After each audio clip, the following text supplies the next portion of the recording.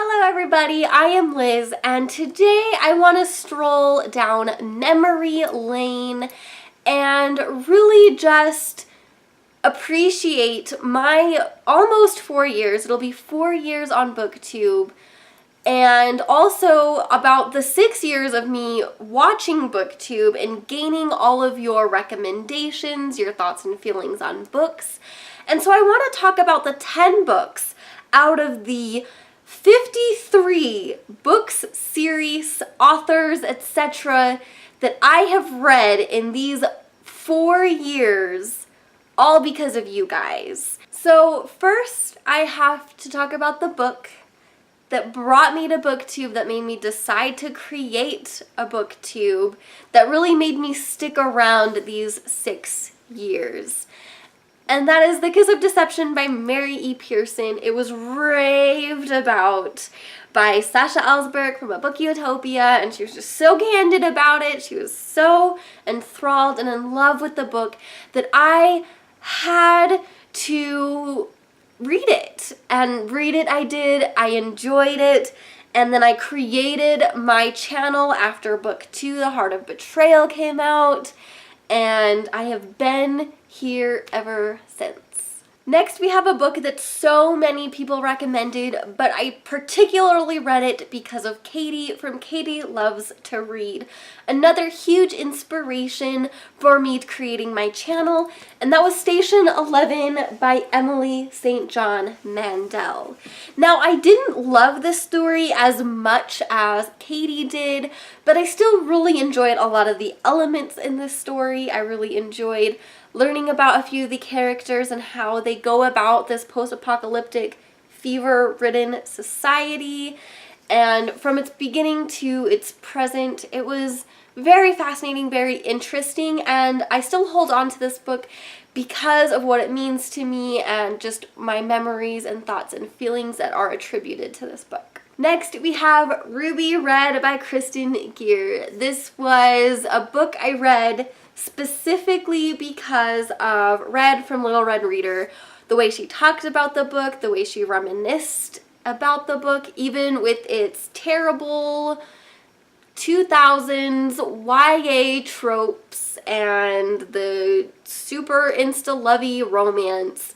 It was a time travel book. It had a lot of fashion and culture from the early on, like, European time periods, so I really enjoyed it. I really did love the conclusion for the series, and I still look at the book fondly, even though I recognize its issues. Next, we have The Raven Boys by Maggie Stiefvater. Now, this is a book that was raved about by all of Booktube, and I didn't actually read it until Zoe by Read by Zoe just wouldn't stop talking about it. She did like a 24-hour readathon where she read the entire series, and I read it to see if I would like it, and I was sorely disappointed.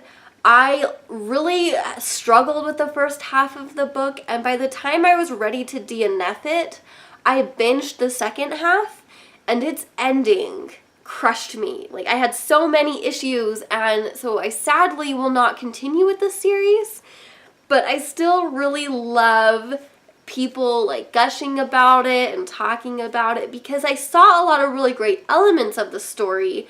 I just didn't like its execution. Next, we have The Listener by Rachel Bosch. I read this for the Diversathon specifically with the recommendation from Joss by Scribbles Reads, and I was just so thrilled to go into this because it had messy characters.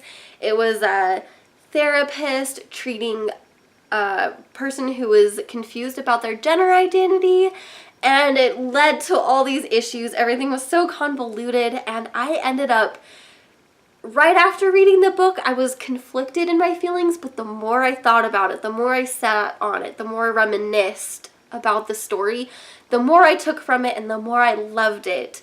And that's what's interesting about books, is how they grow on you. Next, we have a book that lately I haven't been able to shut up about, and that's Black Iris by Elliot Wake, formerly Leah Rader. This is another book, like The Listener, that grew on me after I had read it. I read this book specifically from the recommendation of Sam from Thoughts on Tomes. I just love the messy characters and the revenge plot and learning about Lainey's history and her life and what drove her to seek revenge on those that wronged her in her past. It was fantastic and just always a book I'm gonna remember and recommend and just feel for over the years. Now, the next book I have was a book that still to this day I'm not quite sure how I feel about it, and that's Night Film by Marisha Pessl. This was highly, highly recommended by Emma Books. I had to dive into it, I had to read it, I had to deal with these messy characters as this scorned journalist dives into the Cordova family when the daughter Ashley disappears and is found dead through potential mysterious circumstances. So he investigates it.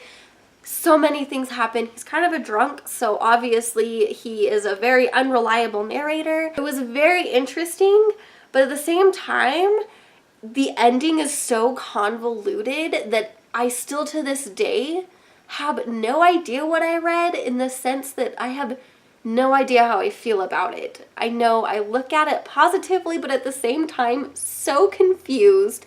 My mind is in a scramble. Next, we have a fabulous book that the fantastic April Sarah highly recommends, and every time she talks about the series itself, I am just enraptured by wanting to read it. And so finally, Wool by Hugh Howey was read.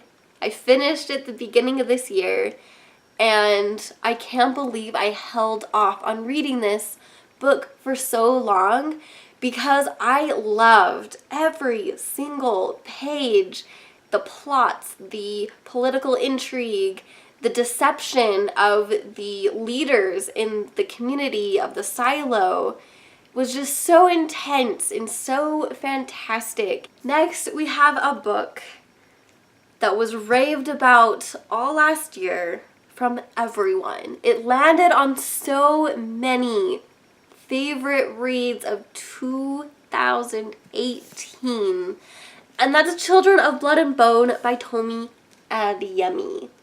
I don't think I would have ever read this book had I not have heard about it from everyone on Booktube and seen it everywhere and have everybody rave about it. So many people hyped this book up to me that I didn't pick it up until this year because I was afraid I wouldn't like it. And then everything started rolling in where people kept talking about it as their favorite book.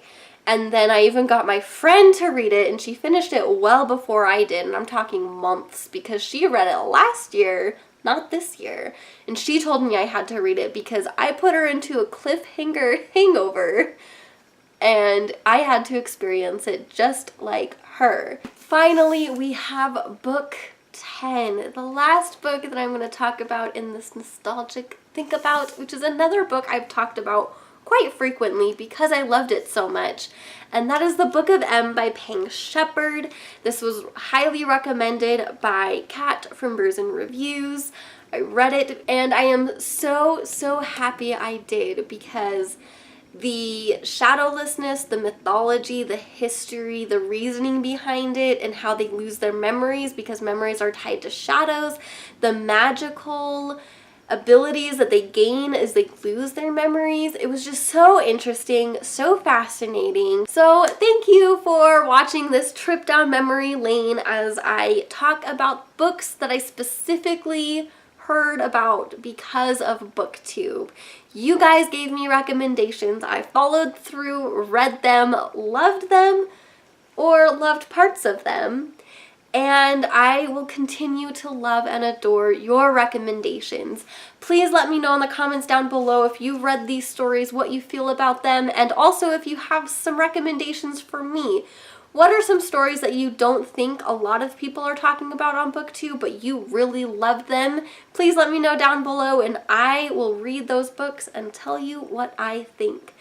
I hope that you will follow me along and continue on my booktube journey by watching my videos as I post every Friday and Tuesday, by liking these videos and subscribing and being notified to when I post. And until next time, I love you guys. Thank you so much for watching, and I hope to see you again. Bye!